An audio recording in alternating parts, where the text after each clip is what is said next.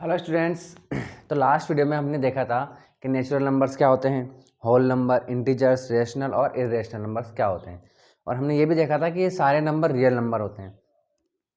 बात आती है कि रियल नंबर आखिर होते क्या हैं, या इनको हम रियल नंबर क्यों कह रहे हैं। रियल का मतलब क्या होता है? वास्तविक, जो रियल में, जो सच में एग्जिस्ट करता हो, जो हमारी ज़िंदगी में, जो हमारी दुनिया में एग्जिस्ट करते हैं। अब रियल नंबर यानी कि नेचुरल नंबर जो हैं वो कैसे एग्जिस्ट करते हैं भाई? तो देखिए, नेचुरल नंबर क्या होते हैं? 1 2 3 4 5 यही होते हैं, ठीक है। तो अगर हमें क्लास में बच्चों को काउंट करना है तो कैसे काउंट करोगे? 1 2 3 4 5 ऐसे काउंट करोगे। इसका मतलब ये एग्जिस्ट करता है कि नहीं करता है? बिल्कुल कर रहा है, ठीक है ना। अब जीरो की बात करते हैं, जीरो एग्जिस्ट करता है नहीं करता? बिल्कुल करता है। कैसे? अगर मान लीजिए क्लास में एक भी स्टूडेंट नहीं है तो जीरो स्टूडेंट है, यानी कि जीरो एग्जिस्ट करता है हमारी दुनिया में, हमारे मतलब हमारे डेली लाइफ में काम आता है वो, ठीक है। काम आ रहा है इसका मतलब रियल है, ठीक है। चलिए सेकंड देखिए, अब बात करते हैं माइनस के नंबर। माइनस के नंबर कहाँ काम आते हैं सर? हमारे तो काम आते ही नहीं है। बिल्कुल आते हैं। कैसे नहीं आते भाई? सर्दी में टेम्परेचर जीरो से जब नीचे जाता है तो क्या होता है? माइनस में टेम्परेचर होता है। बात समझ में आ गई? इसी तरीके से हम एक और एग्जांपल ले सकते हैं। मेरे पास मान लीजिए कुछ पैसे हैं तो वो पॉजिटिव है, कुछ भी नहीं है तो जीरो है, और मैंने उधार ले लिए तो वो नेगेटिव में चला गया। समझ में आ गई बात? तो ये नेगेटिव हमारे डेली लाइफ में यूज़ होते हैं, यानी कि रियल नंबर है ये भी। चलो ये भी बात समझ में आ गई। लेकिन सर फ्रैक्शन कहाँ यूज़ होते हैं? रैशनल नंबर तो पी अपॉन क्यू की फॉर्म में होते हैं। पी अपॉन क्यू हमारे कहाँ काम आते हैं? इवन वो पॉइंट में भी होते हैं, तो पॉइंट तो हमारे काम नहीं आते। कैसे नहीं आते भाई? अगर आप टाइम पूछते हो, टाइम कैसे बताते हो? 3:30 बज गई, 4:30 बज गई, तो ये 3:30 क्या है? ये फ्रैक्शन है, ये है ना। 3.5, 4.5, 1.5, तो ये सब क्या है? फ्रैक्शन है, ठीक है। और फ्रैक्शन को हम पॉइंट में लिख देते हैं 1.5। बात समझ में आ गई? 2:45 बज गई, 1:15 बज गई, ठीक है। तो 2:45, 1:15 ये सब क्या है? फ्रैक्शंस हैं, ठीक है। चलिए इसके अलावा आप देखते हो आधा किलो सामान ले, तो भाई कुछ सामान खरीदने जा रहे हैं हम किलो में, तो 1 किलो नहीं चाहिए, आधा किलो चाहिए, किलो का आधा। तो आधा क्या है? 1/2 है, ठीक है। 1.5 किलो चाहिए, 3 किलो चाहिए, 3.5 किलो चाहिए, इस तरीके से। तो ये फ्रैक्शन भी हमारी डेली लाइफ में काम आते हैं। ये भी चलो समझ में आ गया सर। अच्छा ये बात और है कि जितने भी रियल नंबर्स हैं वो सब किस पे एग्जिस्ट करते हैं? नंबर लाइन पर, ठीक है। नंबर लाइन पर वो एग्जिस्ट करते हैं।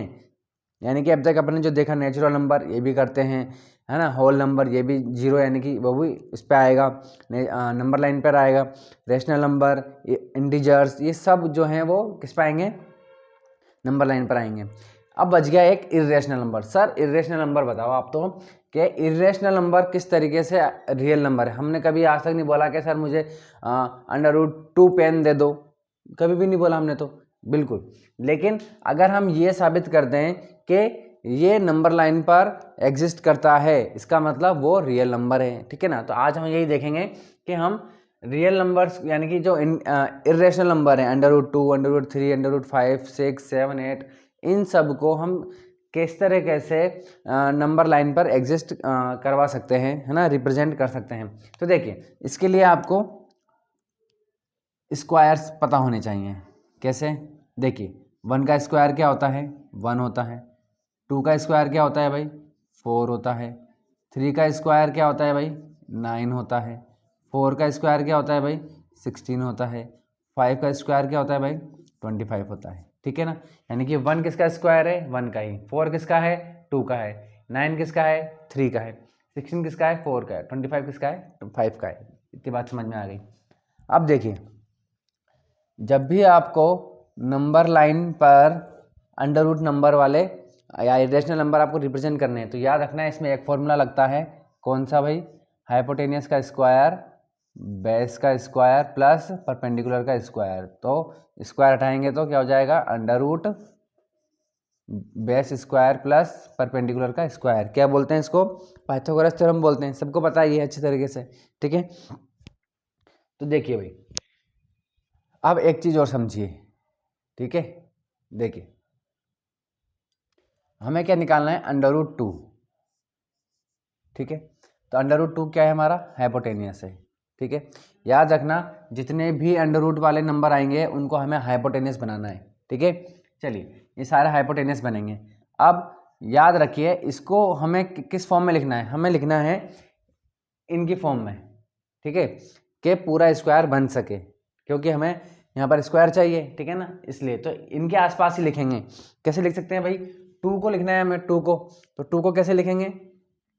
हमें 2 को लिखना है, देखिए वन हमारे पास छोटा वाला क्या है, 1 है, तो हम 1+1 लिख सकते हैं, ठीक है, 1+1। अब क्योंकि यहाँ पर स्क्वायर है तो हमें इनके स्क्वायर लिखने पड़ेंगे कि भाई 1 जो है वो किसका स्क्वायर होता है, 1 का ही होता है, ठीक है, तो ये 1 का स्क्वायर है, ठीक है। तो ये हमारे पास बेस की वैल्यू आ गई और ये परपेंडिकुलर की वैल्यू आ गई। बेस की वैल्यू कितनी है, 1, परपेंडिकुलर की वैल्यू 1 है, ठीक है। चलिए इसी तरीके से,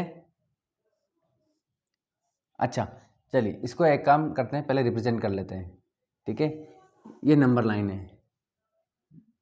ये 0, ये 1, ये 2, ये 3, ये 4, ठीक है। दिख रहा है क्या, बहुत छोटा लिख दिया मैंने, छोटा लिख दिया।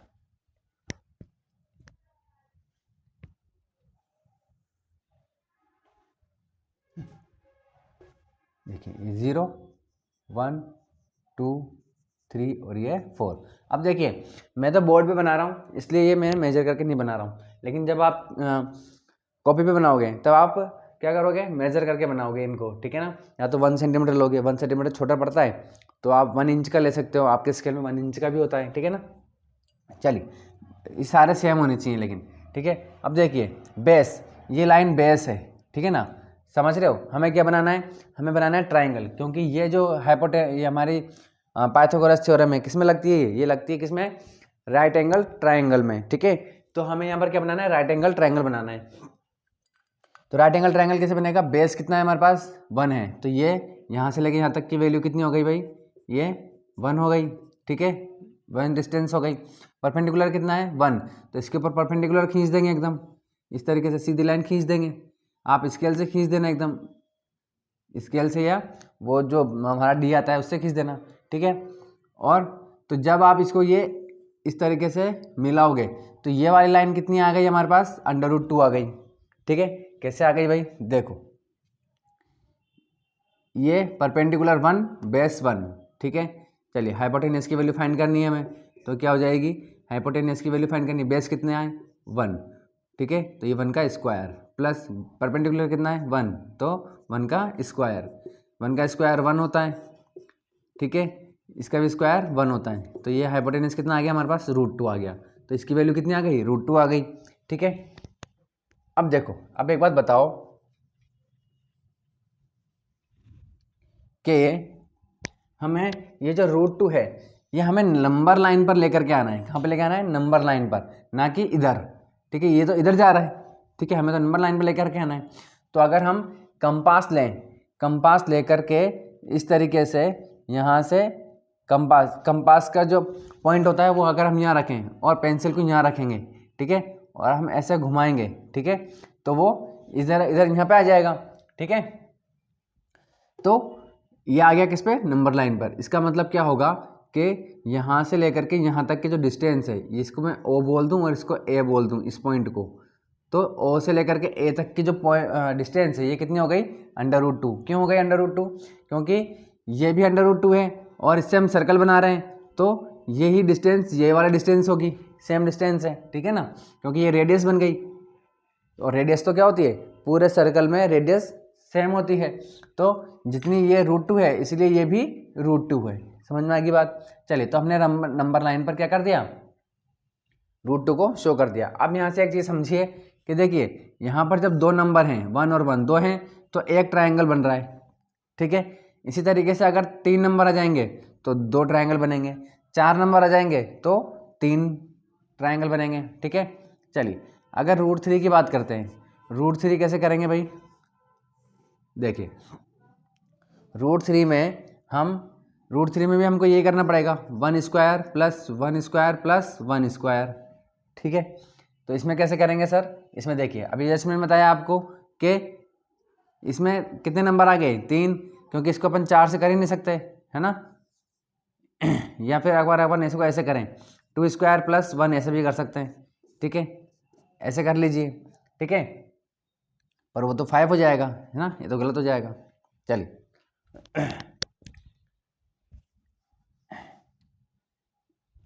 तो देखिए भाई यहाँ देखिए, ठीक है, तो अब हमें यहाँ पर कितने ट्रायंगल बनाने पड़ेंगे, 2 ट्रायंगल। कैसे भाई, देखिए वैसे तो हम इसी में बना सकते हैं, बट आपको मैं अलग से बता देता हूँ। देखिए 0 1 2 3 ये 4, ठीक है।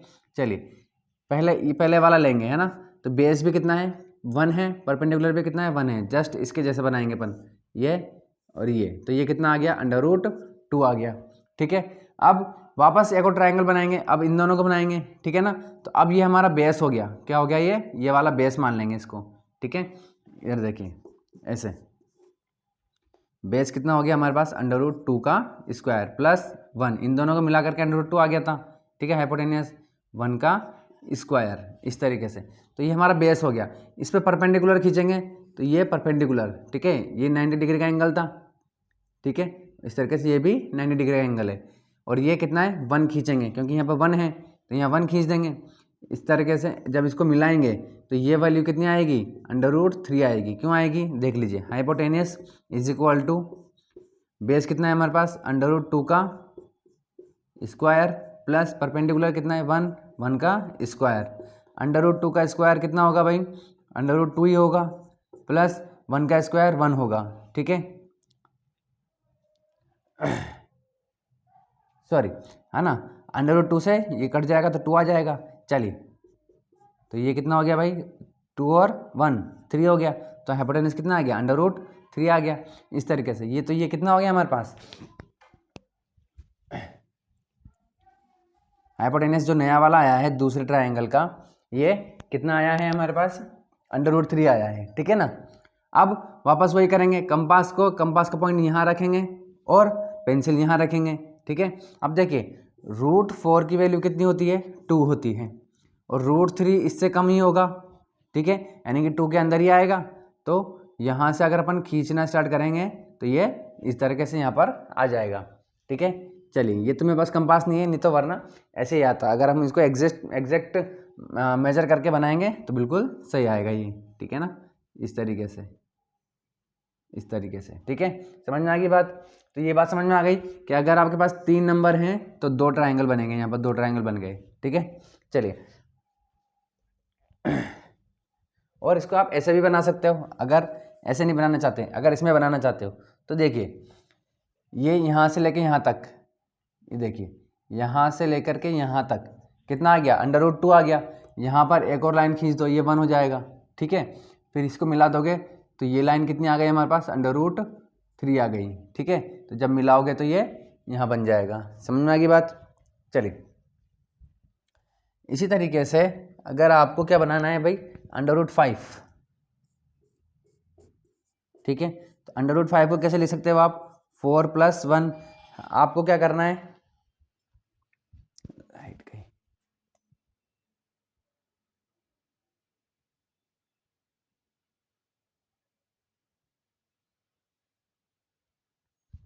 देखिए आपको क्या करना है, आपको बस इनके आसपास ही लेना है। अब तक √2 और √3 में हम ये वाला ले रहे थे, ठीक है ना। लेकिन अब √5 जो है वह इससे बड़ा आ गया, तो इसको ले सकते हैं अपन, ठीक है।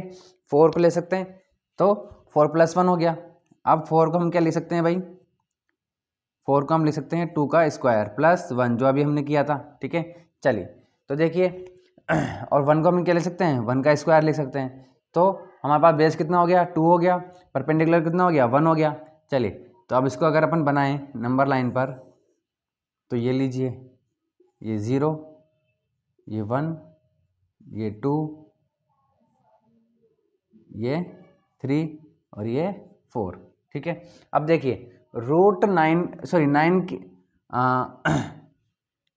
9 का अगर अपन देखेंगे √9 की वैल्यू कितनी होगी 3 होगी, ठीक है। यानी कि रूट अगर हम 6 7 और 8, ठीक है, इन सब की वैल्यू जो है वो 3 से कम आएगी, क्योंकि √9 इसके बाद आएगा। समझ में आ गई बात। तो √9 की वैल्यू कितनी होती है 3 होती है। जब इसकी वैल्यू 3 है तो इन सब की वैल्यू तो 3 से कम आएगी, ठीक है। चलिए तो अब देखिए भाई हमें बेस कितना लेना है 2 लेना है, ठीक है। यानी कि यहाँ से लेकर के ये यहाँ तक 2 हो गया हमारे पास।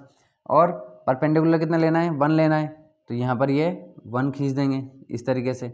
और जब इसको हम मिलाएंगे तो ये परपेंडिकुलर सॉरी ये हाइपोटेनस कितना आएगा 5 आएगा। ठीक है, जब ये 5 आएगा और इसको हम मिला देंगे तो ये इस तरीके से यहाँ पर हमारा ये पॉइंट क्या आ गया √5 के, यानी कि यहाँ से लेकर के यहाँ तक की जो डिस्टेंस है ये O है और ये A है, तो ये O से लेकर के A तक की डिस्टेंस कितनी हो गई हमारे पास √5 हो गई। ठीक है, चलिए इस तरीके से √6 निकाल लीजिए।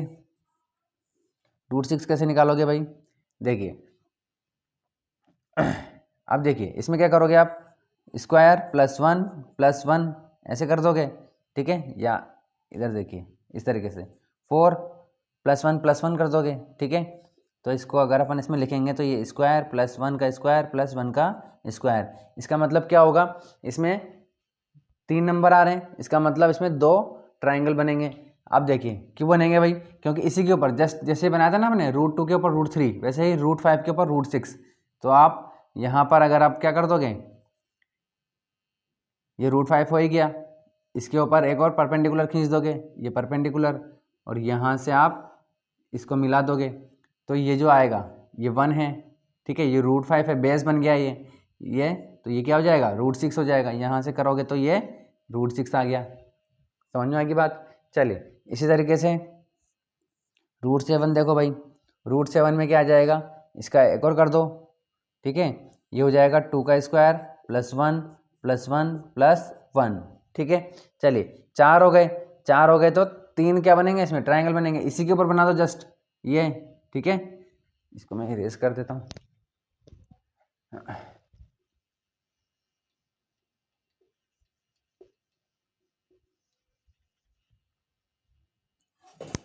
चलिए तो देखिए इसी के ऊपर ये मैंने परपेंडिकुलर खींच दिया। ठीक है, डी से बनाओगे आप इस तरीके से, ये लो, तो ये 1 है, तो 1 और √6 कितना हो जाएगा, ये हाइपोटेनस √7 हो जाएगा। ऐसे करोगे तो ये वापस यहाँ बन जाएगा। ठीक है, अब रूट इसमें देखिए भाई, अब इसमें क्या एक और कर देंगे क्या, नहीं, क्योंकि इसको अपन 4 + 4 लिख सकते हैं। कम से कम नंबर लाने की कोशिश करनी है अपन को यहाँ पर, क्योंकि इतने सारे ट्रायंगल कहाँ बनाते जाएंगे अपन। ठीक है, तो कम से कम नंबर, तो 4 कर सकते हैं अपन। तो यहाँ पर क्या हो जाएगा, ये 2 का स्क्वायर +2 का स्क्वायर। ठीक है, चलिए यानी कि हमारे पास बेस भी कितना आ गया 2 आ गया, परपेंडिकुलर भी कितना आ गया 2 आ गया। तो इसको कैसे बनाएंगे ये 0, ये 1, ये 2, ये 3 और ये 4। ठीक है, तो हमारा ये जो बेस है इतना ले लेंगे, ये 2 ले लेंगे और ऊपर भी 2 खींच देंगे। ठीक है, इस तरीके से जब इसको मिलाएंगे, गलत मिल गया इस तरीके से, तो ये √8 आ जाएगा। ठीक है, और जब इसको यहाँ मिलाएंगे तो ये इस जगह पर इसकी वैल्यू आ जाएगी। यानी कि हम जितने भी √ हैं उनको हम नंबर लाइन पर क्या कर पा रहे हैं, एग्जिस्ट कर पा रहे हैं। ठीक है ना, इसीलिए सारे इर्रेशनल नंबर भी हमारे क्या होते हैं, रियल नंबर्स होते हैं। ठीक है, समझ में आ गई बात।